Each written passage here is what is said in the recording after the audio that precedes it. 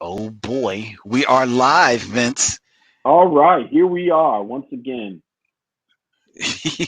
Once again, we are live on the internet. Anyway, uh, I'm waiting to see somebody chime in, and I that's know when I will you start the are. show. I know you are. We have people waiting. We've got Randy of the Super Triple. He's waiting for the show. Valle Plane is waiting for the hmm show. Well, here Romero we are. Stokes. We've got a Romero Stokes sighting. He Oh says he boy, could not wait for the show. somebody gonna get like grainy footage of him walking through the Pacific Northwest. Then we can Hey, debate it for 20 years whether or not we see a zipper.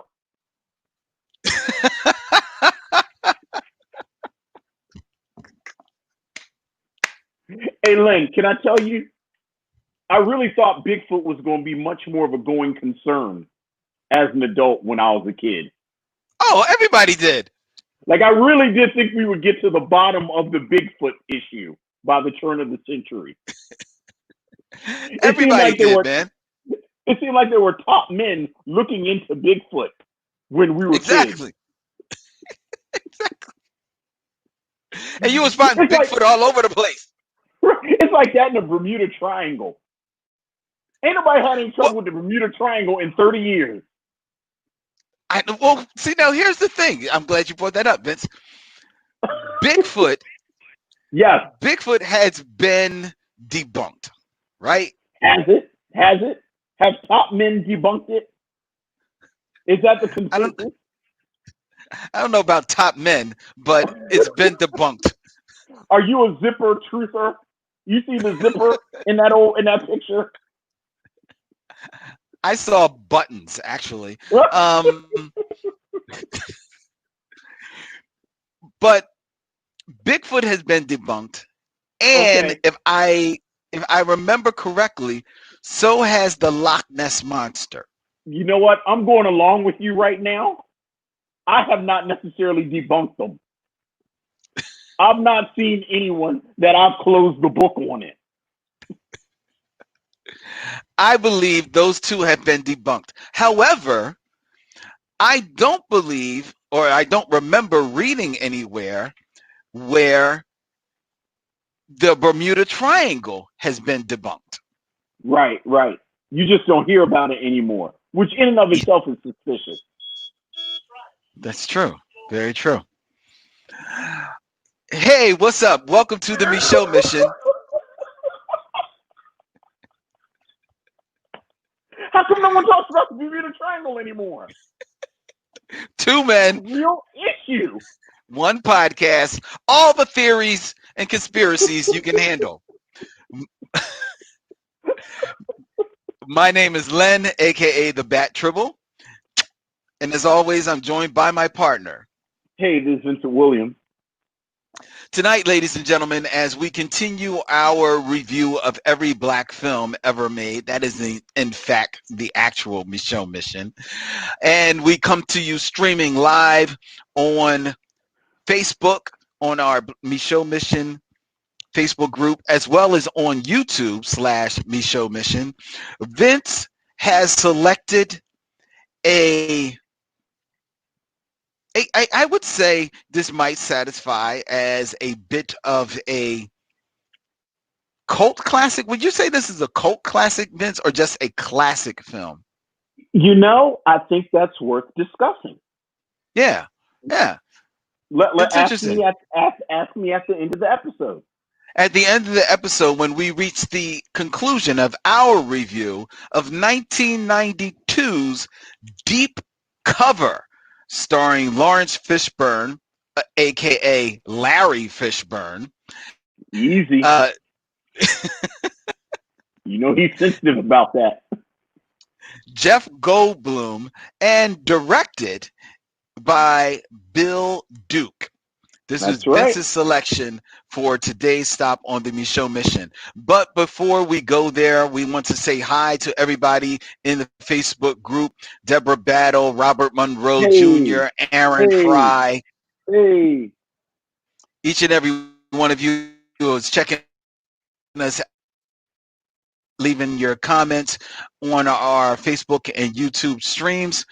We want to say thank you for checking us out. And we also want to follow up on people who have sent us feedback in regards to everything that we do, including our past shows, such as last week's review of a Goofy movie.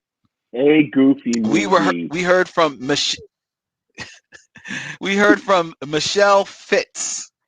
Hey, Michelle. Peace and blessing. I have been an avid listener of the Micheaux Mission as well as the Black Tribbles for some time now. Ooh, that's nice. Hey. I just want Triple to one, say that triple all. I just want to say that you guys are wonderful at what you do. Now, thank you. getting to the subject of this email, when I saw that you were going to review the Goofy movie, I hollered. I raised a house full of children who are in their late 30s to their late 20s, and in our house, this is definitely considered a Black movie. There you go. The reason for this has never been discussed nor debated. It's just understood. The majority of their peers all agree. On social media, this is often stated. I'd have to admit that I do agree with the points that you both made about this animated film. I guess we have to chalk this one up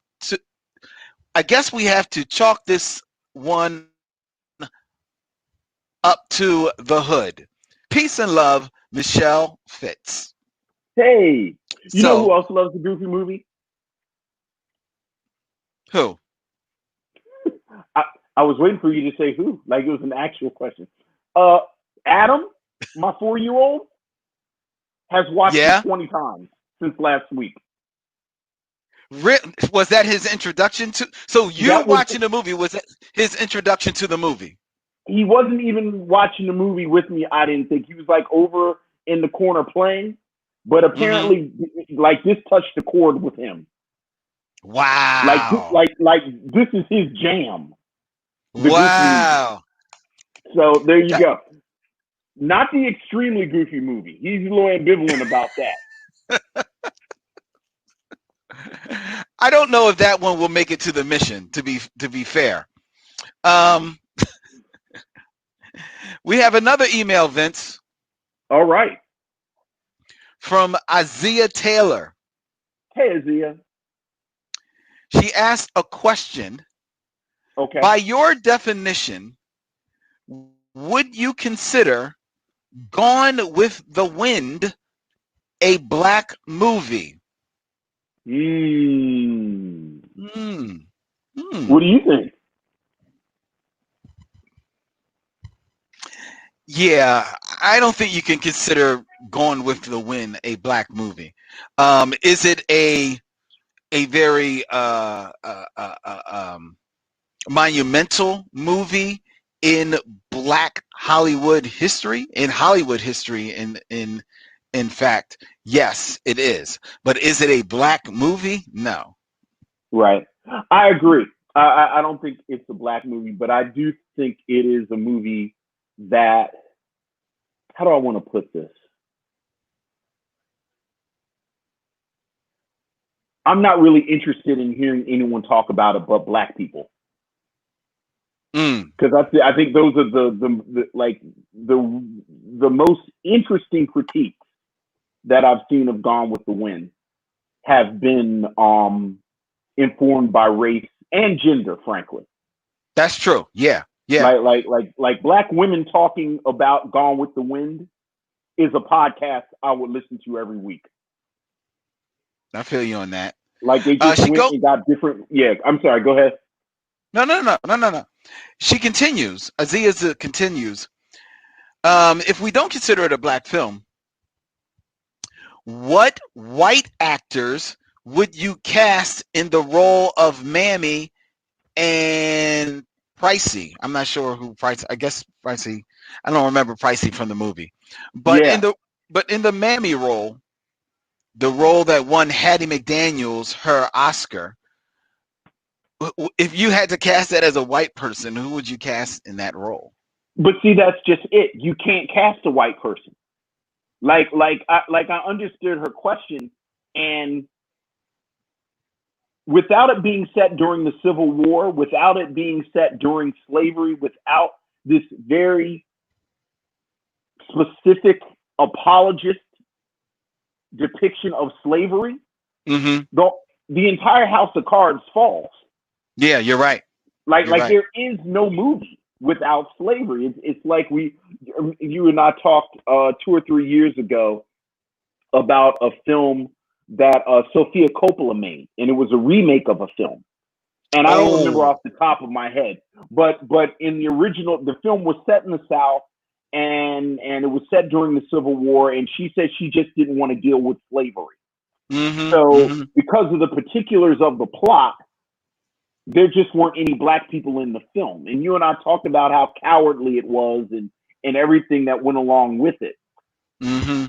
But because it was like 3 women in a house, I think, or it was like a school or something. It was The Beguiled. The Beguiled was the name of the movie. Right. Like she could kind of thread the needle and avoid it. Yeah. But that's Yeah. what Gone with the Wind is about. Exactly. Exactly. You can't get away from it. So it's almost like, by our own definition, we're kind of arguing it is a black movie, Mm-hmm. because it does fall apart. Like, you cannot have it without black people. She has an interesting question. She continues on. Aziza, she's a woman with questions. She has a question in regards to the film Philadelphia, Okay. the movie that starred Denzel Washington and Tom Hanks. Yeah. Yeah. The movie made at the onset of the AIDS virus. Yeah. Oh yeah. One Was of my favorite there Tom Hanks films. was there less fear of black people than those suspected of having AIDS? Would the story be as powerful if the lawyer were white? In some ways, Denzel's character appears more empathetic because of his race. Thank you for the excellent reviews, Aziza. That's really interesting. I've never thought about Philadelphia as a black film. Yeah, I don't know if I would consider it a black film, but I Yeah. will say that I do think Denzel's character, being a black person, his reactions to the Tom Hanks character and to the whole situation, I think hit home a little bit more because he is black. Because how he initially is very leery of being in his company and working with him and touching him and things of that nature, and is also very dismissive about his lifestyle in general. And I think he's called to check himself. He definitely is called to check himself on that throughout the film. And I think that hits home a lot more because he is a black person who you would think might be more empathetic to that situation. Yeah, it's interesting. That's actually one of my pet peeves. The stereotype that black people are somehow more homophobic than other demographics. Mm-hmm. And one of the things that I like about Philadelphia, ironically, is I think that is a role where it's not like that film or that popular culture black homophobia. Like, I think what makes Denzel Washington's character such a great character is he does have this everymanness to him. Right. And, certainly from the moment that this film comes from. But I don't know. That's really interesting. I realize I haven't watched Philadelphia in probably 10, 15 years. Really? Yeah. And I really like Philadelphia. Yeah, I find myself, Philadelphia is a film that it dawned on me not long ago that I seem to find myself watching every 2-3 years because I really enjoy that film. I enjoy Tom Hanks' performance. I enjoy Denzel Washington. I enjoy the slept-on performance by Antonio Banderas in that film. Yeah, he's really good. You know what it is? Tom Hanks slips off my radar somehow. Like I never ever watch, like Castaway was on the other night. Like I never ever rewatch a Tom Hanks movie without going, why haven't I watched this more recently? And then like I Really? immediately, I don't know why. Because I think he's a great actor. And I think he's one of those actors who is so great, he makes it look effortless. Mm-hmm. So I think I almost take him for granted. Is there any actor who you find yourself rewatching more of their work than any other?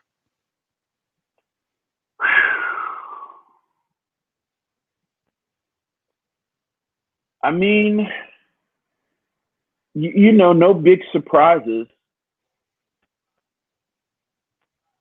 Pacino, Mm, Denzel. Like I think Denzel Washington is another one who makes it look effortless. But that's then when true. you rewatch it, like you like get different colors Mm-hmm. from him. And I like the characters. I love the character actors. So I know, CCH right? Pounder. I texted you earlier about my dude. I will. Roger Gouverneur Smith. I will stop. Well, I don't care what he's in. I'll just stop what I'm doing and watch him. Yeah, Uh, I will say he is an actor that doing this show, doing the Micheaux mission, and listening to you speak of him. He is an actor who I have grown to appreciate a lot more. I never disliked his work before, but I've really taken note of how many different colors he brings to the set and he's to whatever ridiculous. role he's in. He is absolutely He's ridiculous, ridiculous. man. He's ridiculous. How does he even exist? Like he's ridiculous. But then we'll talk about Roger Gouverneur Smith, who's in this for like a half hour. Right? He's Right? like, let me just come and bless y'all real quick.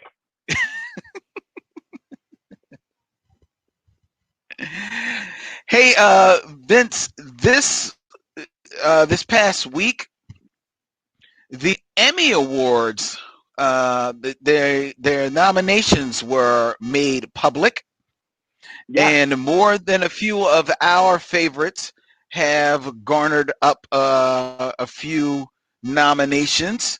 I'm looking in the best comedy, and right up there with Schitt's Creek, The Marvelous Mrs. Maisel, The Good Place.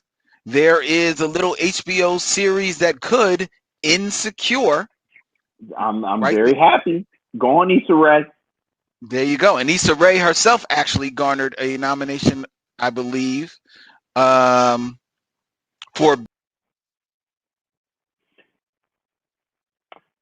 So, Lynn, you might be gone. I don't know if other people can see you or not see you, but here we are. And I'm about, Hey there, and Lynn is back. hey there, everybody. All right. Oh, the magic of live internet, ladies and gentlemen. I was gonna hold it down. I was ready to hold it down. No, the magic of live internet. Anyway, as I was saying, Issa Rae has garnered a nomination for Best Actress in a Comedy alongside Tracy Ellis Ross. Yes, good work with Tracy Ellis Ross. In the Black Actor in a Comedy, you have Don Cheadle, as well as for his time show Black Monday, as Yes, well as Anthony Anderson for Blackish. solid work. He and Tracy Ellis doing solid work consistently too. Mm-hmm. And look at a show that we actually did a very special joint podcast with the Black Triples on Watchmen. Man, how many? 26 nominations. Watchmen garnered, 26 nominations for Watchmen. Everyone associated with Watchmen got nominated for an Emmy. Yes, yes. I think they were nominated from best actress to Regina King, all the way down to um, best commissary. It was Right, like right, right. Like everything. best boy. Best boy, exactly. Gene Smart got a nomination. Yahya Abdul Mateen and Louis Gossett Jr. and Javon Adipo got nominations for supporting actor, all in one category. It's such a good cast. Such And a good cast. and just to while we're shouting them out, give some love that in that category as well. Titus Burgess was nominated for Unbreakable Kimmy Schmidt. Good for So him. I show like some Titus love on that. Burgess. Yeah, Now here's a show I think you said that you've watched. Didn't you say that you watched the Black Lady sketch show on I HBO? do. I do. They won a nomination for sketch series. Good for them. Good for them. That's a show that I thought had a rocky start, like maybe the first Hmm. couple of episodes. But boy, once they hit their stride, they hit it hard. Yeah. Yeah, very I, happy for them. Very happy for them. and Angela Bassett actually got a nomination for guesting on that show. Yes, yeah, she was in I think the Bad Bitch support group. A very funny Nice. skit. Yeah. Nice. So congratulations. I mean, there's loads of nominations out here, ladies and gentlemen. You can check them out, and there's loads of people of color of all shades that have been nominated. So I wish them all the best of luck. Shout out to RuPaul, who has been doing the damn thing with the drag race for I don't know how many years. I don't watch the show. It's just not. It's not. I'm not its demographic, but it's a show that I hear nothing but good things about. It's been on for years. She's already won awards. Shout out to RuPaul, still doing it. Hey man, just to circle back to Issa Rae in the words of Issa Rae, I'm pulling for everybody black. Amen. So Amen. That's right. In the words of somebody who means a great deal to me, live my life like black on black on black on black on black. there you go. There That's how you we go. living. There you go. So congrats to There we. all. There you go. Oh, real quick, because I know you had mentioned it before. I know you're a huge fan of Westworld, and Thandie I Newton am. was nominated Yes, for. she was. Here's the thing, though. Thandie Newton was nominated for supporting actress in Westworld. I would have thought I would have thought that she'd be the lead. She That's certainly some seems to be bullshit. the one that I see getting the. Yeah. Yeah. Okay, okay, It's politics.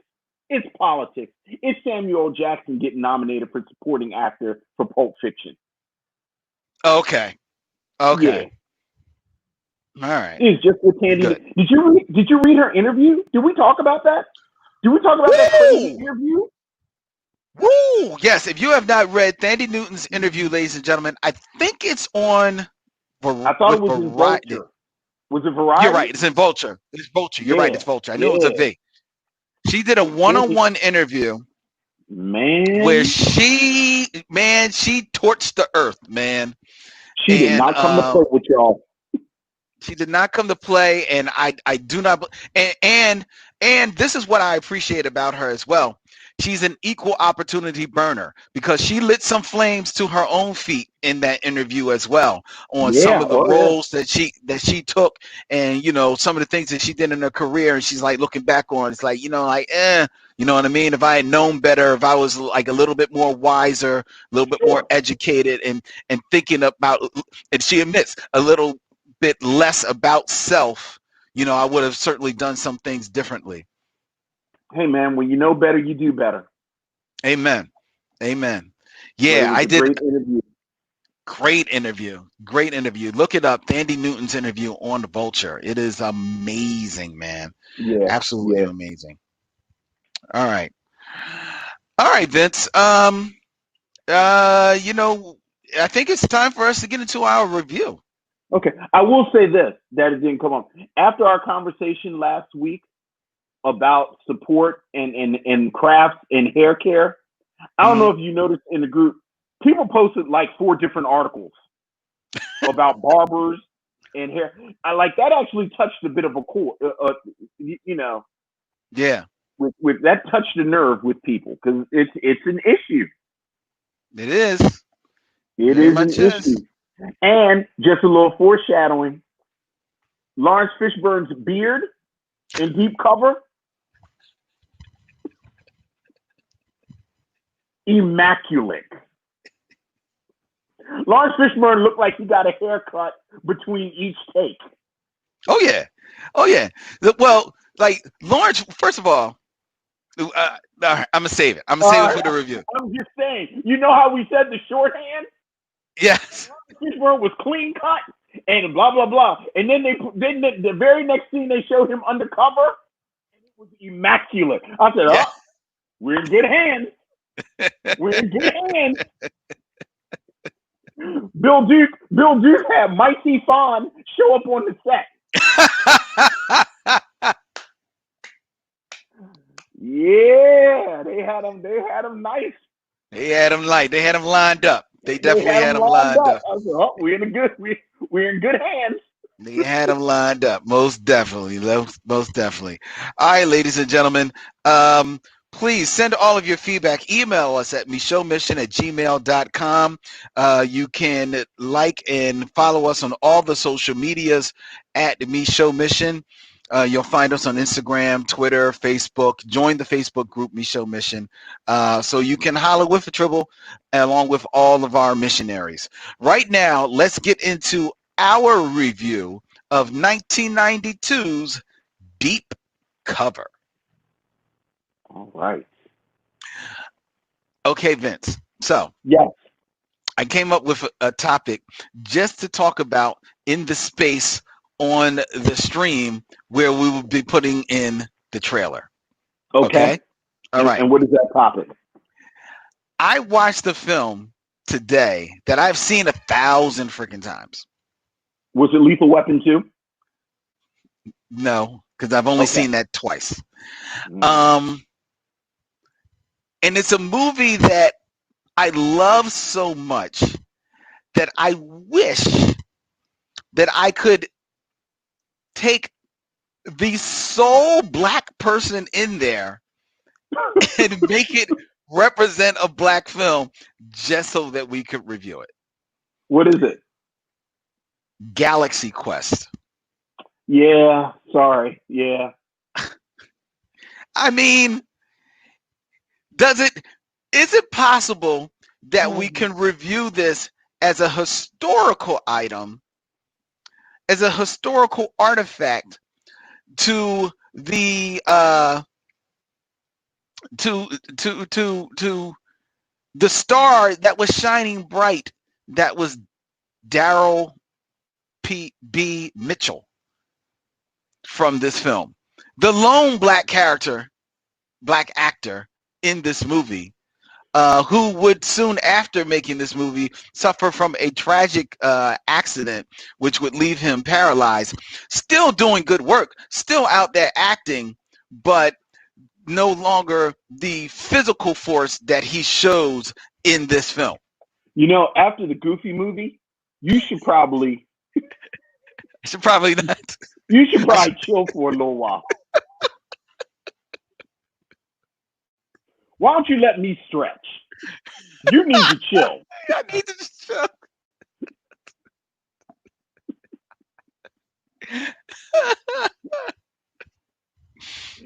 You need to do ensembles with like 90 black people in it.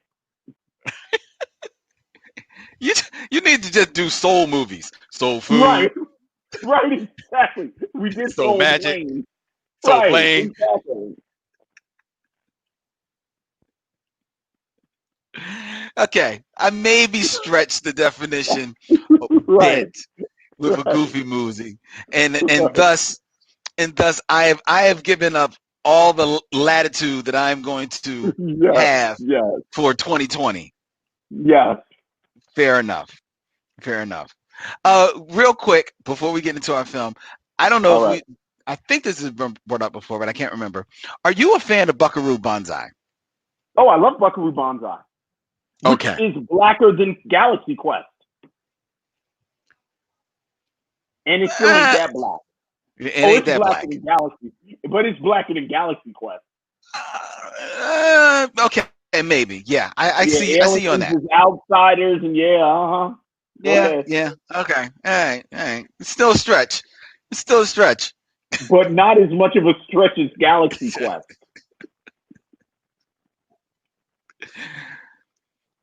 Yeah, I watched Buckaroo Banzai again today for the Okay. 12th time, Yeah, giving you had a good myself, day.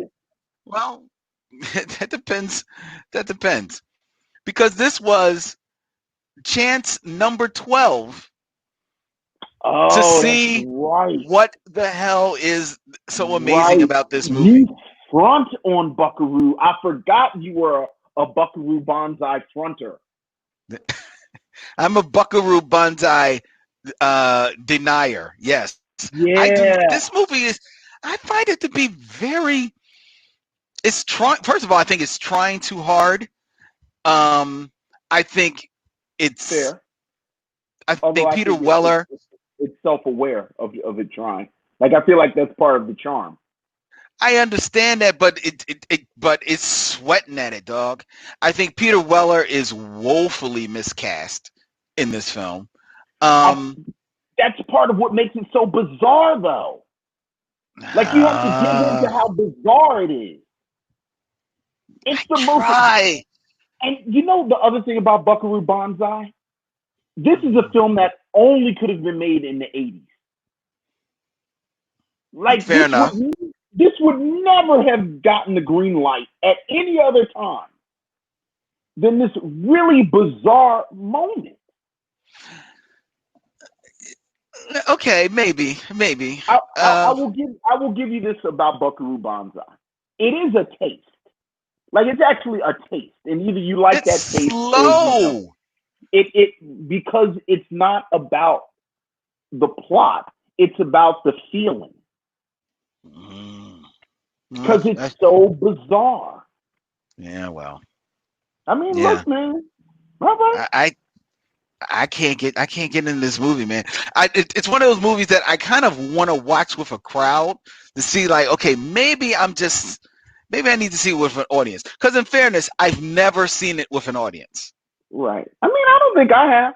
You were the right No. age too. Like, I feel like you should have been like a teenager when you saw it the first time, because it almost felt like you were doing something wrong when you watched it. What? No. Because it's not right. Like, it's not right. It's not the way a movie is supposed to be. No. I felt like I was doing something wrong when I saw Flash Gordon because they were half naked women running around. I felt like I was doing something wrong when I was watching Barbarella. I felt like I did something wrong because I turned on Buckaroo Banzai. That Yeah, movie. it's off. It's there's something off about it. Like it's almost in my mind. I do like that in something like Scanners Mm, or like even Videodrome, where there's something mm. really askew about it. See, I don't know. See, the movie that I think it fits that it should have been stylistically wise, timing wise, and God knows if they got a more charismatic actor, is Big Trouble in Little China. No, no, I think Big Trouble in Little China was trying to do something completely different. I think Big Trouble in Little China is really more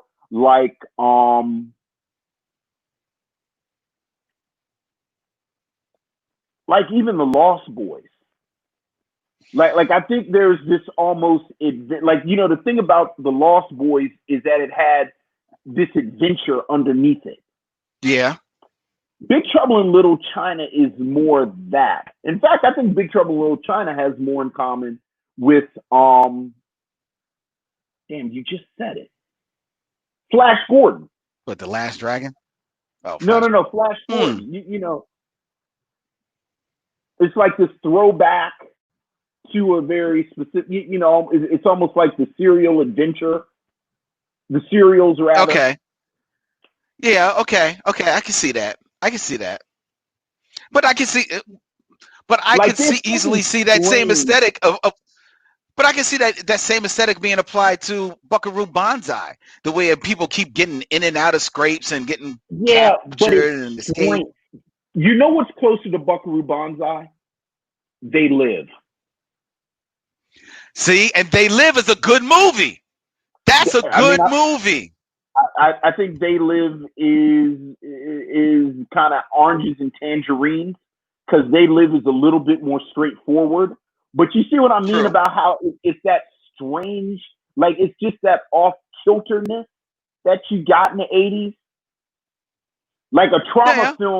a trauma film would come on right after this. It's like it would I be feel like you on Dark that. Man, it would be Buckaroo Banzai, and then it would be like the Toxic Avenger, where Wow, it's did you just say Dark Man? yeah, Yeah, okay. I just rapping for Dark or Man. like All right. or like Chud. Remember Ooh, Chud? Chud. Okay.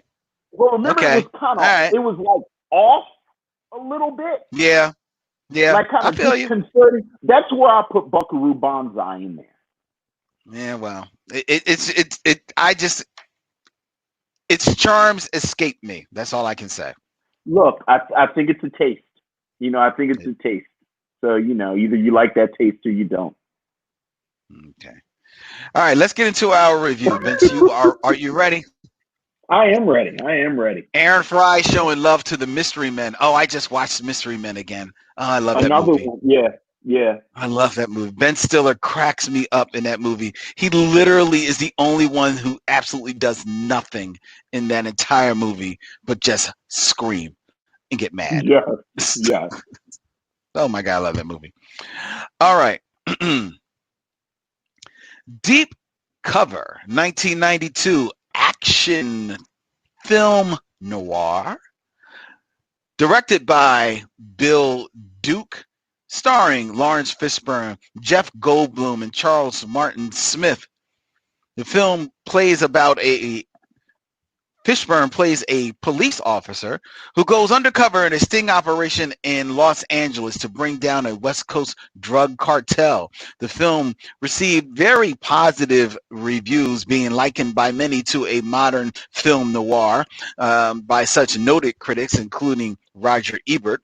It is also notable for the theme song of the same name, composed by Dr. Dre and the then newcomer the young pup Snoop Dogg. This is Vince's selection for tonight's stop on the Micheaux mission. Vince, what say you of Deep Cover? I love this movie. You know, start there. I love this movie. I think Deep Cover is a movie that I always thought was a great movie. But watching it today, I realized a little more than halfway through, it becomes an extraordinary movie. I think just from the very beginning, the bones of this thing are fantastic. We talked a little bit before we start the review about Roger Gouverneur Smith, but just from top to bottom, this cast is an amazing cast, and is a film that is filled with performances that are way better than they had to be. Way better than they had to be. Glenn Turman is in Right? one scene as Laurence Fishburne's character John's father in a flashback. Mm-hmm. And in one scene, he creates an entire character. You see the complicated relationship between he and his son. Mm-hmm. You see humor. You see anger. You see tragedy. One scene, and then he's gone. Roger Gouverneur Smith, we just said it. I'll say it again. He's just a gift. He's just a gift. He's Mm-hmm. in this film for a half hour, or he's Yep. in the first half hour because it's not a solid half hour of him. I think he's maybe four scenes, Yeah, and maybe. the depth and range and characterization that he brings to this sort of fast talking, slightly drug addicted, sleazeball drug dealer Eddie is magnificent. Maybe the best scene in the film is between him. It has him in it, and again, not in the film that long. Clarence Williams III. We've talked about Clarence Williams III. Another one who, frankly, I thought was in this film more than he is. Yeah. He's he's very important, and his footprint is all over. And as he plays a character that, frankly, could be born. He's very straight arrow. He's the moral compass of the film. But Clarence Williams III brings this wonderful, strange energy to all of his performances. So that there's this wonderful monologue where he's talking to John's character about the scourge of drugs on the Black community. And he's talking about his beautiful African-American babies and how he would get angry if someone tried to kill them. And he has this wonderful line reading where he says if someone did that, he would be on them like stink on doo-doo. Yeah. And it's such a specific and, again, off-kilter read to this character that it's just wonderful. Charles Martin Smith, who plays the FBI agent who is John's immediate superior. He's like his handler. He's like his handler, and I've always liked him. I think he's maybe, I don't know. To me, I know him most from this and from The Untouchables. Right. And I love this unassuming energy that he brings to this sort of career agent. But there's a blade underneath it. Right. There's this real edge to him that I love. Victoria Dillard doesn't have much to do. I think the best thing I can say about Victoria Dillard is that when she is in scenes with Laurence Fishburne doesn't devour her. Okay. Like these are actually scenes between two people.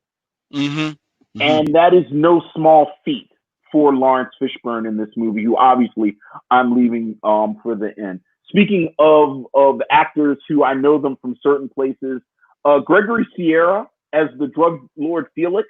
There you go. I vaguely remember him from Barney Miller. Oh, really? Like, I remember him, but like when I think about Barney Miller, like whenever I watch an episode, like a rerun, and I see him, I'm like, oh yeah, he was on Barney Miller. Yeah, he's on for like the first couple of seasons. But come on, man, this is Julio from Sanford and Son. I know. He will always be Julio from Sanford and Son. I know. He is not Julio from Sanford and Son in this. Not no more at all. So he's not. Oh, he is cold-blooded and calculating, and again, this great, wonderful performance. You know how good Laurence Fishburne is in this movie, Lynn? How good is he? He's so good that he barely keeps Jeff Goldblum from stealing the movie from him. That's true. Jeff Goldblum is extraordinary in this film. He is. And when you see his transformation from this sort of nebbish, very sort of encoded Jewish lawyer in the beginning, who and we can talk about that characterization, because I do think there's something to that. But I think any argument about that characterization, even like sort of dipping its toe into anti-Semitism, yeah, a little bit, falls away, because his transformation into this monster by the end is amazing. Is actually extraordinary. And I'm a Jeff Goldblum fan. And it's funny, a few weeks ago we were talking about Anthony Perkins and how Anthony Perkins got typecast. Yeah. And I think what separates Jeff Goldblum from Anthony Perkins is that he brings this sexiness to it. Oh yeah, that's most certainly. It's his look. He brings this, that he's able to transcend this kind of uncomfortable kind of deal that you get with him. Mm-hmm. And then holding this whole thing together performance wise is Laurence Fishburne. And we say it all the time. You say it so much that it almost doesn't mean anything anymore. But you cannot take your eyes off of Laurence Fishburne. Nope. He is absolutely magnetic in this film.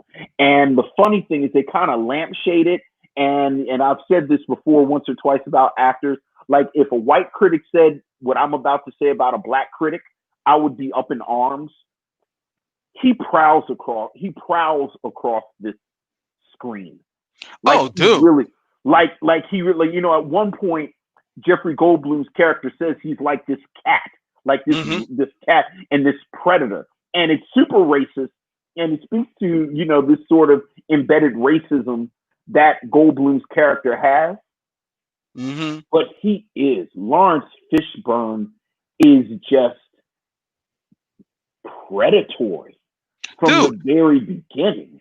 The whole movie, every scene that you see Laurence Fishburne just walking, the whole time he's walking in this film, and mind you, 1992, Laurence Fishburne he's probably in his early 30s by that point. Yeah, he's still a young man. Still a very young man. And unlike the Hollywood stars of today, he is a strong looking man without being so, overly muscled or anything like that. The whole time he's walking in this, I'm like, yo, this is Black Panther walking across this screen. Oh, yeah.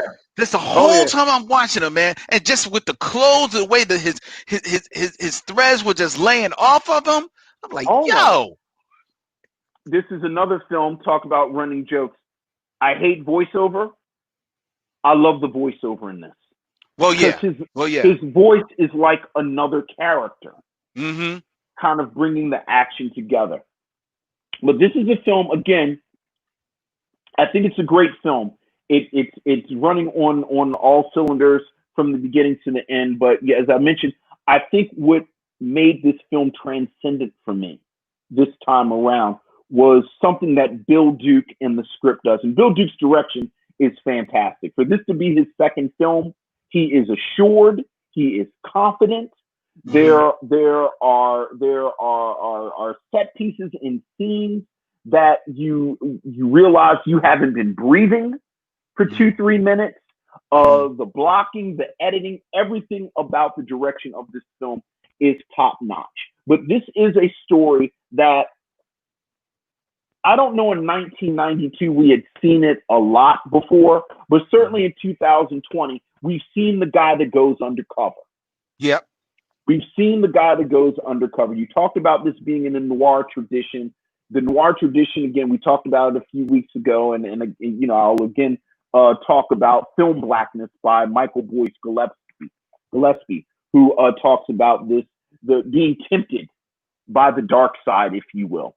Right. And oftentimes when we see these films, we know there's going to be a complication with the character who is undercover, and there's going to be some type of complication.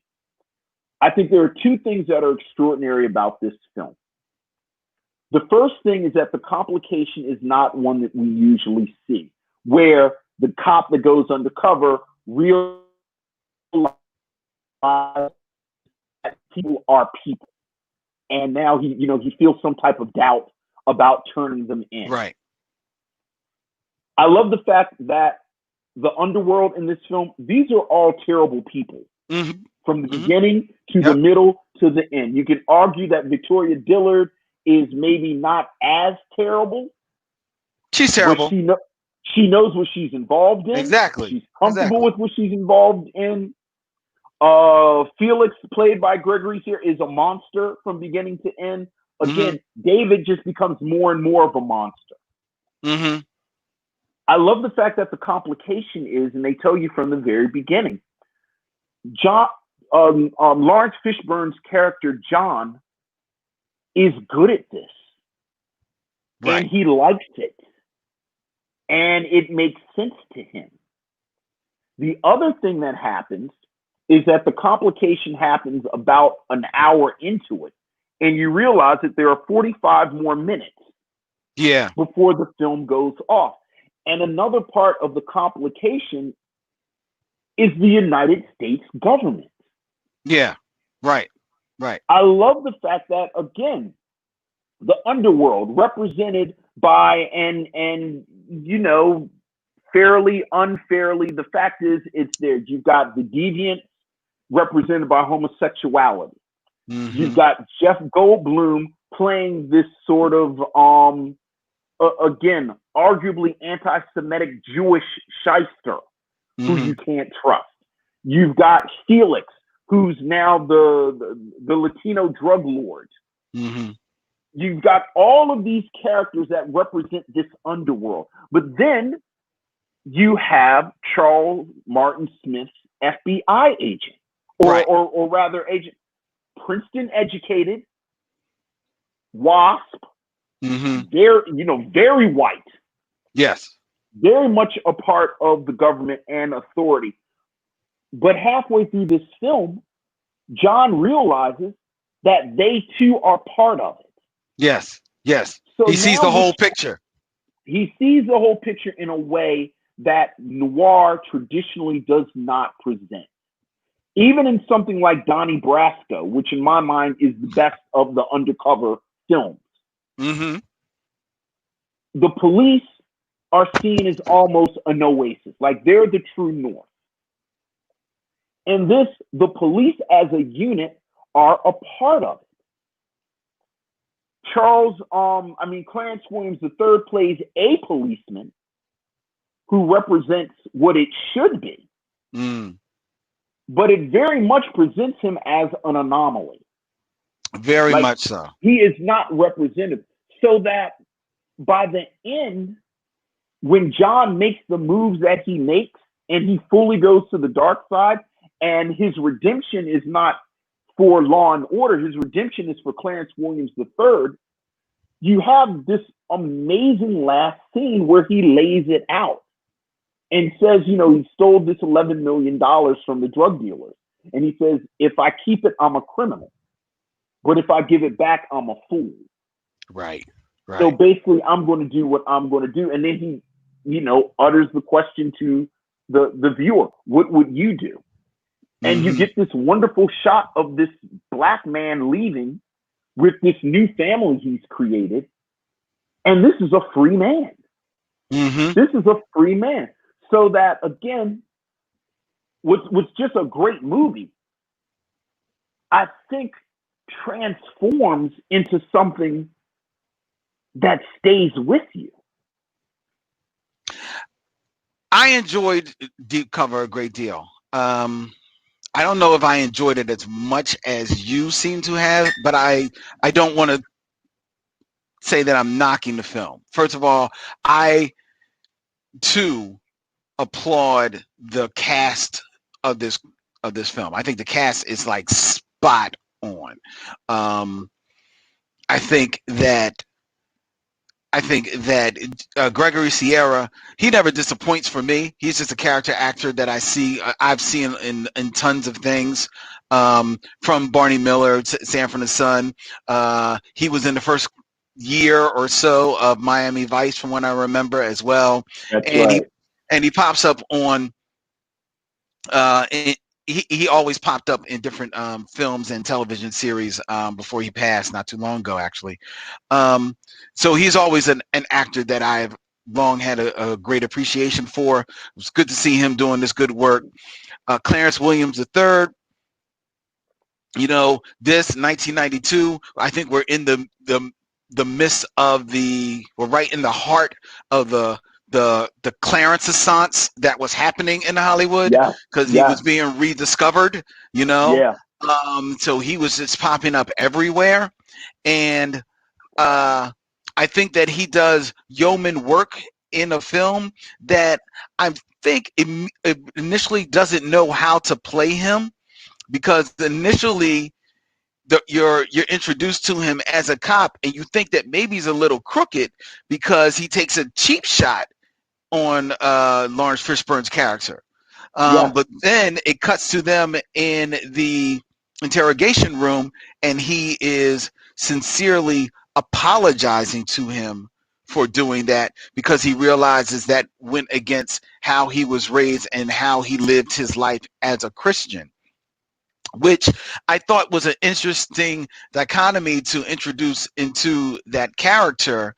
But then I felt that the rest of the film, he falls in so much on the side of the angels that he just becomes like this preaching, nattering bug in your ear that you just can't wait to get away from, as opposed to someone I thought who could have been more of a true conscience on Laurence Fishburne's shoulder throughout the film, and maybe even a conscience, a heart of the story a little bit. And so I thought that there was a little bit of a missed opportunity with that character.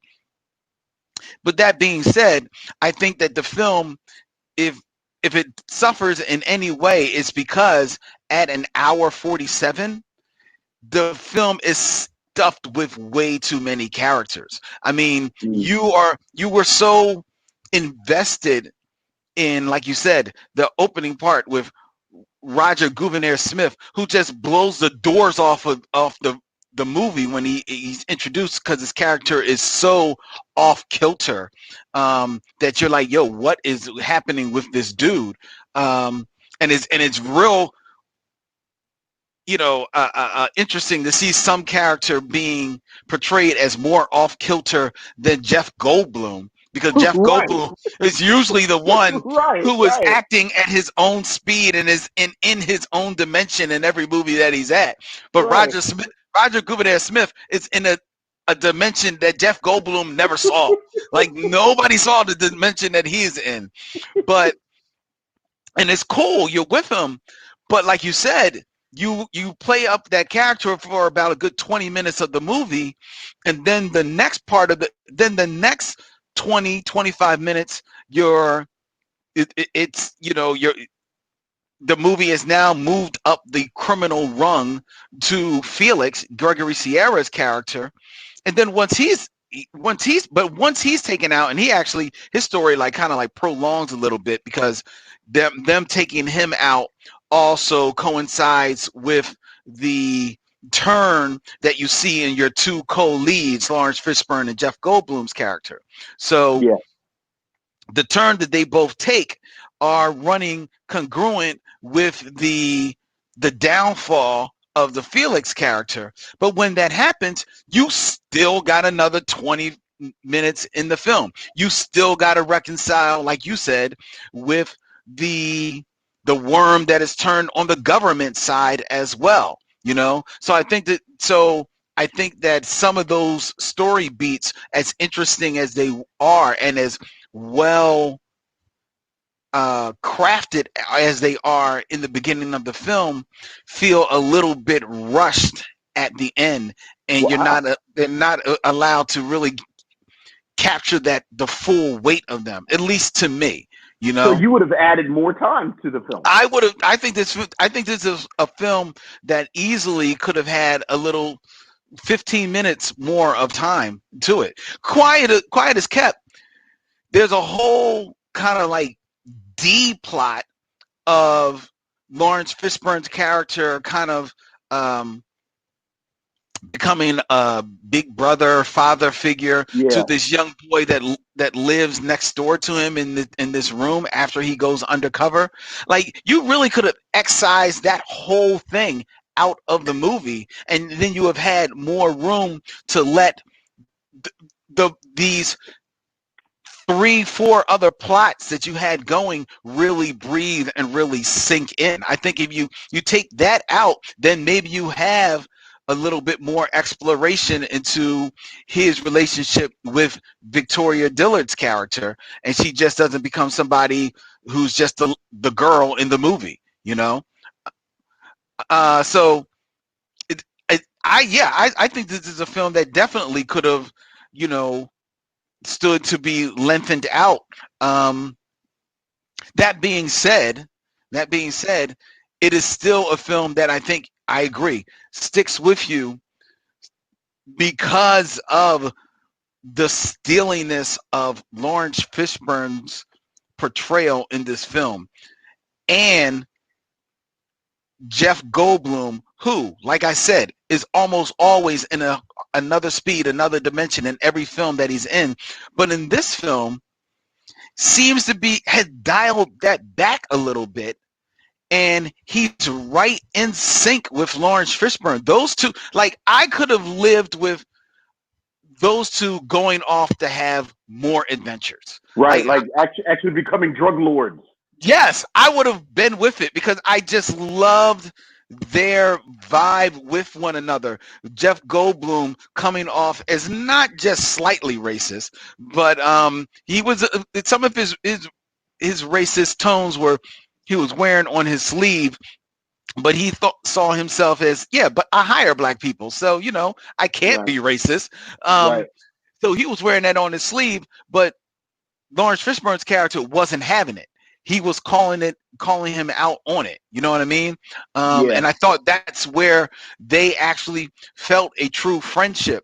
So much so that at the end, when the worm finally turns and Lawrence Fishburne basically has to out himself to Jeff Goldblum that he is in fact a cop undercover, you feel that Jeff Goldblum is 100% like, dude, I don't care. You're my dude now. Again, I think part of made this extraordinary to me within the context of these films, noir films or, films basically that there's going to be a complication. Yes. I'm not good enough. There's a betrayal. There's my conscience gets the best of me, whatever. What I love about the last 25, 30 minutes after they kill Felix's character is that it all works. Okay. They're actually good at this. Mm-hmm. They're actually, everything that they've seeded since the beginning, where they say his profile is exactly that of a criminal. Mm-hmm. Mm-hmm. Where he's good at, and this film exists in an amoral universe. Right. This is not a film where God is bending it towards justice. Yeah. They just kill and they become more audacious and they get more and more money. And I love the fact that John's character chooses his own moral code, something again that they feed at the very beginning. True. You set your own morality, but you don't trust authority. Right. Right. So the scene where that moment, like you're talking about, where Jeff Goldblum's character says, "Okay, you're a cop. I don't care. We can still do this." He makes a decision to again enact his own moral code. Right. That D plot with the kid, I think that's important. I think in my mind, I would lengthen it instead of drop that plot. Really? Because I think there's this wonderful through line to this film that is about children. Something and this is almost a direct quote from Gillespie, where he says that it's easy to look at this as a film about fathers and father figures, but he theorized that this is really a film about raising children and what you do when you raise children. And whether we're talking about his father, Glenn Turman, dying dying stealing from the liquor store, but still trying to give him lessons. Right. Tell him this is all you need. I love the fact that he yells at Santa Claus and tells him, "Don't put that stuff in my son's head." I know all that elf stuff. Right. You've got David, who is chastising and berating his daughter at home, which, just to speak to what we talked about with domesticity a couple of weeks ago. I love the fact that David has the quote unquote most straightforward household, but it's also the most tense domestic situation in the film, That's true. where he's yelling at his daughter about the math. Laurence Fishburne, by the end, has put together this family, where the implication is it's he, Victoria Dillard, and the little boy whose mother tried to sell him to him. But now they started this family. And again, it's not a choice between the underworld and the quote unquote legitimate world. It isn't a choice between black and white. He's forging his own path. Like, he still has the drug money. You don't have this scene where he and Victoria Dillard go and get married. Right, right. There's no sense that he's adopted the son, adopted the boy. They've just put together this unit. And he strides off from the graveyard, and he's just going to do his own thing. So I actually think you need the kid. Like, you got to have a kid. I disagree. So that he has to be a father. He has to embrace domesticity. If you say so. I don't think he has to embrace domesticity in this film. If anything, I think a more powerful message that kind of resonates, but I don't know if it 100% resonates, is going back to the scene with Glenn Turman. And I thought it was really just shout out to Glenn Turman, like an actor I don't think who gets the recognition that he deserves. No doubt. He gives a line reading where he tells this little boy, don't be like me. You don't want to be like me. You don't want to be like me. That's not what you want to be.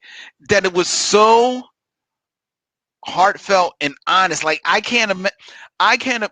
mean, there's some of us who you live your life. Like, I know myself. Like, I know who I was when my daughter was born, right? I know what kind of life I was living. And I know that by the time my daughter was no longer just a baby that I was walking around with, and this little 3-4-year-old who was developing her own thoughts and concerns, and you seeing her personality develop, and you seeing her take in what is happening around her, and knowing how much that is going to shape who she is. I know that I said, dude, you can't be that person anymore.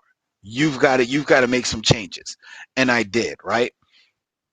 So it hit me for a father to be able to tell their son, very poignantly and matter of factly, and with no F's to give, do not be like me. What you see here is not what you want to be. What I'm about to do, I don't ever want to see you do. That hit me big time.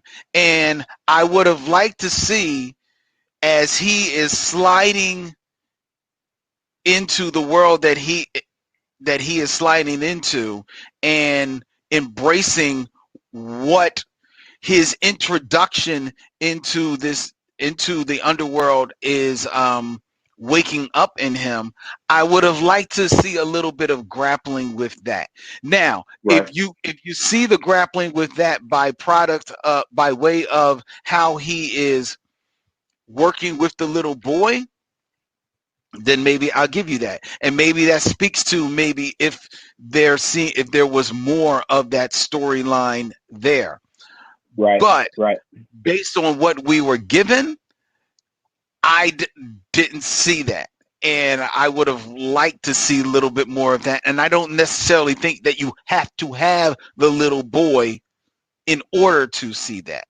So that's why I don't think, as much as it's cool, and Randy Green's watching us, and he referenced that it's one of his best lines, favorite lines from the movie is from the little boy, where he says, when the mother Yeah, speaking about her little boy yeah. says, "My kid is clean." My kid is Um, clean. yeah, I think she also referenced that she's clean as well. Yeah, Um, I don't have HIV. I'm just putting that out there. yeah, I can be good. I can be good. You know. Yeah. I think it's cool as some of those scenes were. I think you really could have just excised them whole cloth from this movie and given him a little bit more room to breathe, given some of these other scenes more room to breathe. And like, I think that this could have been just a real tight, true, taut film noir. It's film noir. It's good. And there is a a a a confidence and an impressiveness of this film set in 1992, set in the drug world, um, that dares to show both sides of the coin the way that it does, right? There's an impressiveness to that. There's an audacity to doing that to me in 1992, and there is an audacity to having a film that has violence with consequences, because I don't think Right. the violence is glorified in this film at all, right? Like, it's a little laughable when he goes into the bathroom to shoot that one drug dealer, and he comes over to him, like, kind of wipes his hand on his chest. Right. But that still is a powerful moment. He and he is seen reconciling with that act Well, and he's never seeing, murdered. yeah, you know what I Yeah, mean? this isn't a. Yeah, he's not a It super cop. exactly. So there's an audacity to that in 1992, when there is, films all over the place that are glorifying this aesthetic, glorifying this world that this film is set in. I think that this movie is smart about being a little bit mature in its depiction of these themes. So I applaud it on that. I liked the film. I Oh enjoyed the no, no, film. Like I no. said, Yeah, no, I get you. I honestly wish there was more of the movie. You did right, right, right. You gave it the biggest compliment I've ever heard you give a film. You wanted more of the film. I wanted more. I wanted more of You what and I was are happening. usually slashing and cutting It's these slashing and films up. burning. This film is a half hour too long. They could have I, cut 20 minutes out of this film. Randy Green said that was one of his favorite lines. Super Trouble. What's up, dog? Hey, what's up, Randy? One of my favorite lines is when they are riding in the limo, getting away, and Jeff Goldblum is about to kill uh, Gregory Sierra's character, right? Felix. Felix, and about to kick him out of the car.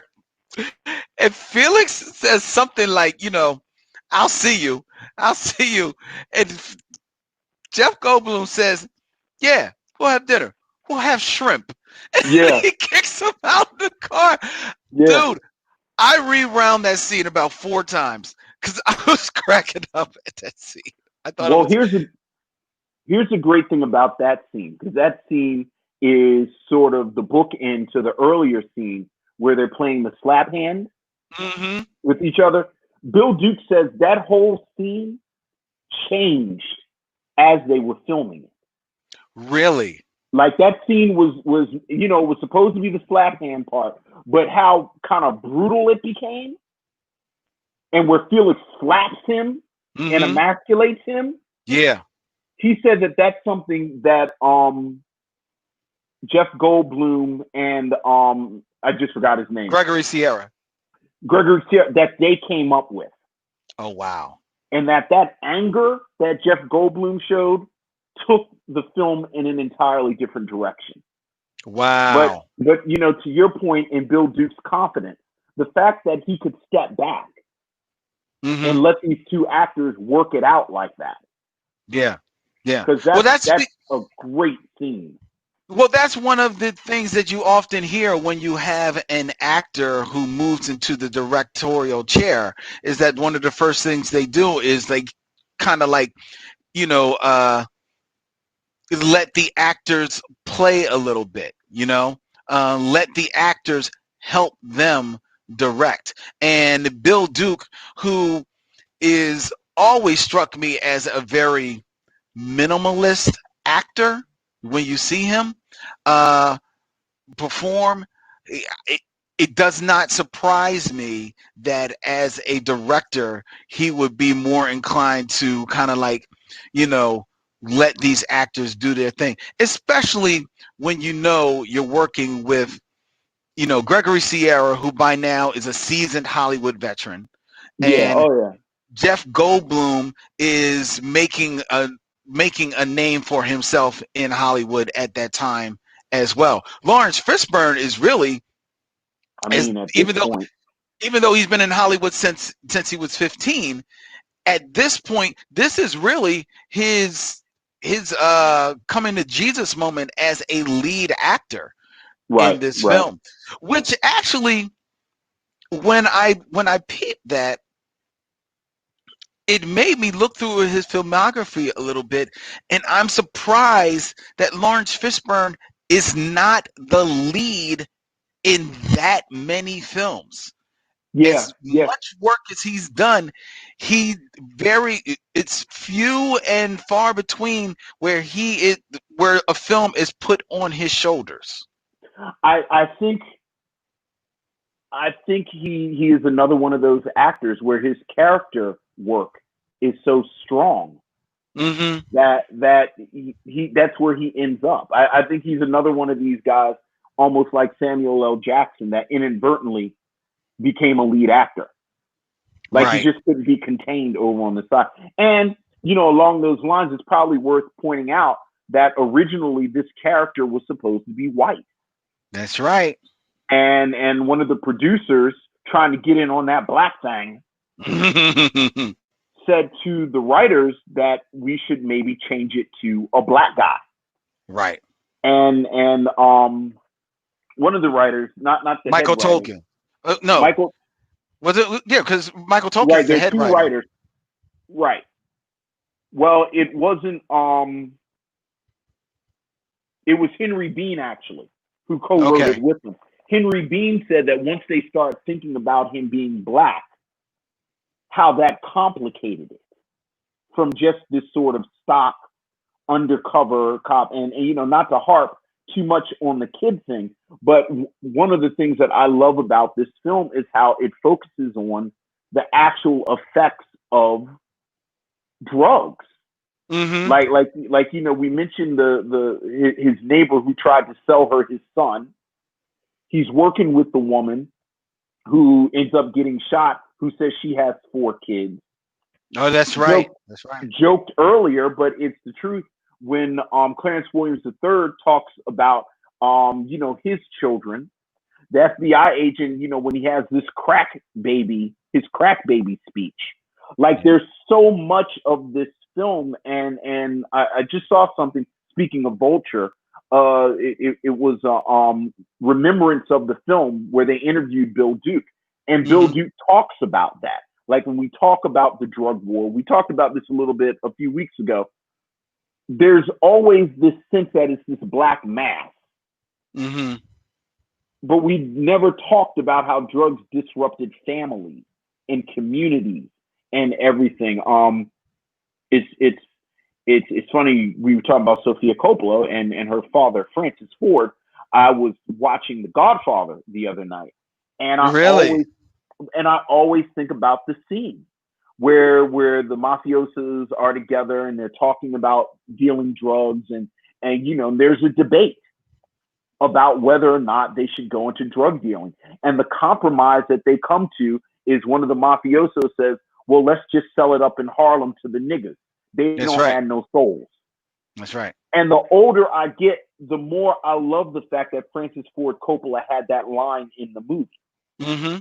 Because there really is, is this sentiment that drug addiction and drugs, like black people don't have culture and community. So Yeah. you just throw it at them. And Yeah. that's another part, again, I love the kid in this movie because so much of this is about, again, fathering and parenting and how all of this disrupts it. So, Romero Manuel asked an interesting question, Vince.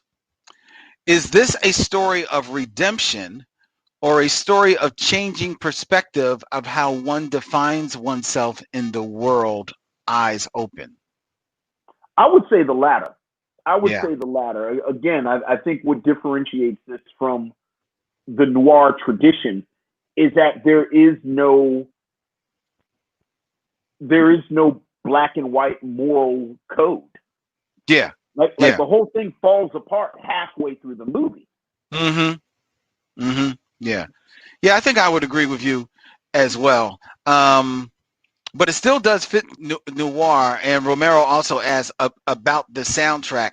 And I was going to say, I think it fits in noir in that, again, speaks to Bill Duke, speaks to you, who you've got doing this, speaks to the more um, mature uh, uh, depiction of this genre, which we're in the midst of these films becoming at this moment in 1992.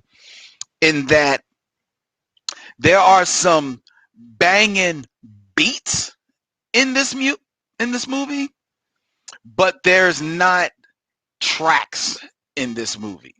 You Right. know, they actually use the feel, the aesthetic, and the sounds of hip hop music without the lyrics, just allowing the beats and the rhythms to carry the scenes, to actually become the score for the movie. And I thought that that was very smartly done, because I don't think there's much of a score outside of those beats that you hear percussing through the movie, for the most part. And I thought that that was smart.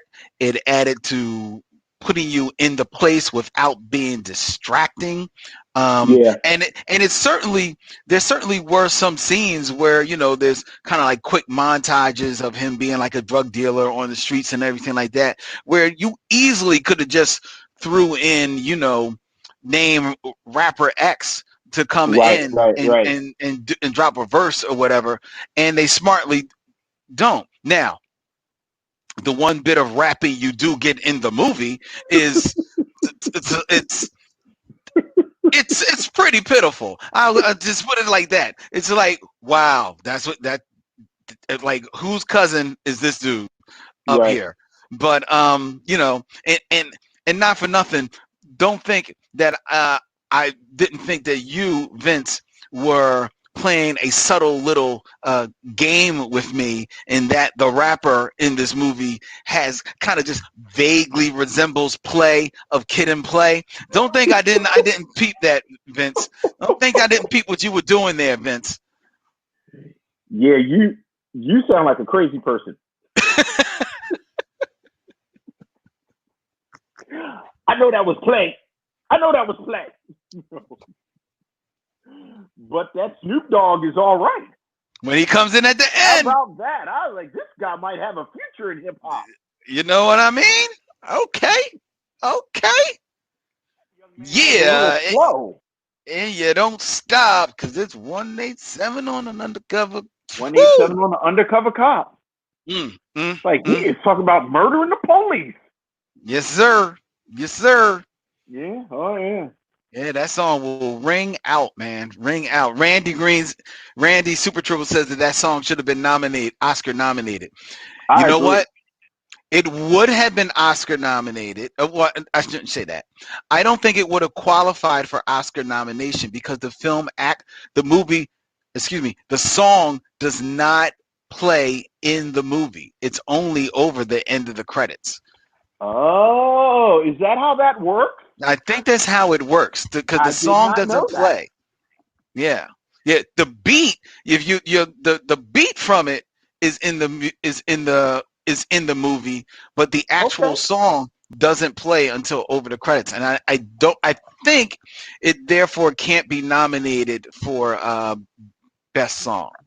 Well, that sounds like the type of asinine rule that the Academy would have, because I always like to take every opportunity that I am given to point out that they didn't want to give Oscar Isaac Hayes his Oscar for Shaft because Isaac Hayes couldn't read music. I know. So I I know. always like to talk about that. I know. It makes absolutely no sense. Besides Driving Miss Daisy winning Best Picture of the year, that Do the Right Thing wasn't even nominated. That's my favorite rage factoid about the Oscars. They tried to keep Isaac Hayes' Oscar from him because he couldn't read music. In my mind, he should have got 2 Oscars. You know what I mean? For real. Like, dog, you can read music and you couldn't come up with Shaft. So Vince, Yes. would you recommend that people watch Deep Cover? I absolutely would recommend that people watch Deep Cover. And if you haven't seen it in a while, I definitely recommend it because I think it is a film that keeps giving. I agree. I would definitely recommend that people watch Deep Cover. I think I was surprised by how much of this film I had forgotten. Like, Right. I honestly think that the only thing I remembered about this movie was the bathroom scene. That was Okay. it.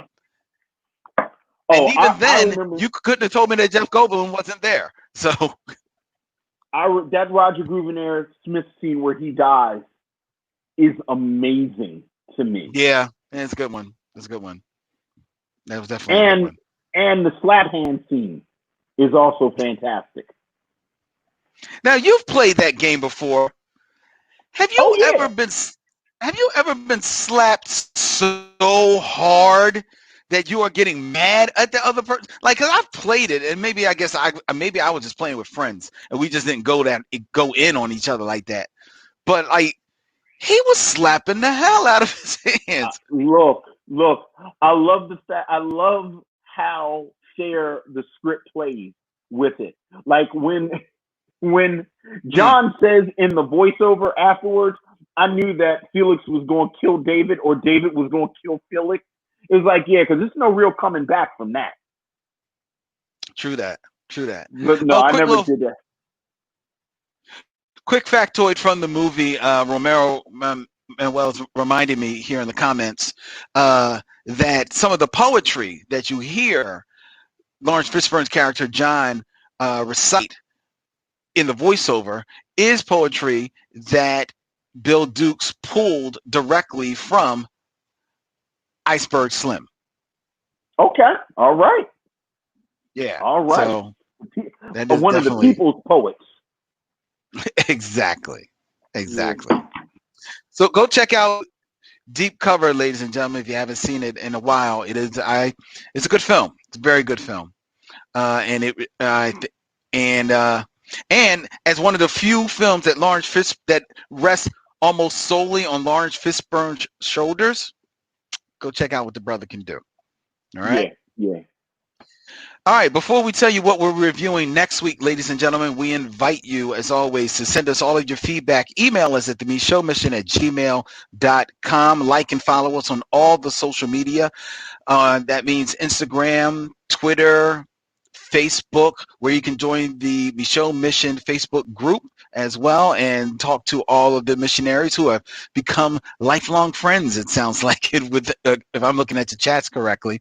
And you can subscribe to the Micheaux Mission on YouTube. We got a YouTube channel, so subscribe there, where our shows are available for your streaming pleasure. And the Micheaux Mission, first and foremost, though, is a podcast that is available any place and every place that you find podcasts, including Apple Podcasts, Spotify, Stitcher Radio, Google Play, you name it. If they've got podcasts, the Micheaux Mission is there, as well as on the Podglomerate Podcast Network. The Podglomerate, curated podcast for your listening pleasure. Check them out at thepodglomerate.com and check out all the shows that they have there. The Micheaux Mission is available in an edited form as a radio show every Saturday at 1 p.m. on WPPM 106.5 FM, People Powered Media, here in the city of brotherly love. We call it Philly Cam. Check us out there. as well as every Monday morning at 9 a.m. Wake up with the Micheaux Mission on 91.7 FM WKDU, the voice of Drexel University. Okie dokie. Okie Vince, dokie. Artichoke, your turn. my turn. Now, I Oh boy. stretched things last week with a goofy movie. Yes, I you did. did. You I did. admit it. You So did. I pulled back. I Okay. pulled way back. But try as I did, I couldn't escape the 90s. Okay. I don't, and I really wanted to go further back, not too far back, but further back than the 90s, but I couldn't. So Interesting decade for movies. it So was. So I landed in 1997, okay. where we will visit another film, some may say possibly one of the better films Okay. of director Robert Townsend, as we Oh, check interesting. out what a young dramatic Oscar winner Halle Berry can do when she's Wow. given an opportunity to make you laugh. Wow. As Vince and I sit down to review 1997's Wow. Baps. Really Yes, yes, interesting. yes. I told you I feel like having fun. Look, that is really it's so Baps, huh? Baps. Next week on the Micheaux Mission, ladies and gentlemen. Until then, he's Vince, I'm Len, and in parting, we say, We'll see you when it's time to meet again. good night, everybody. Be safe, be well. Mm-hmm.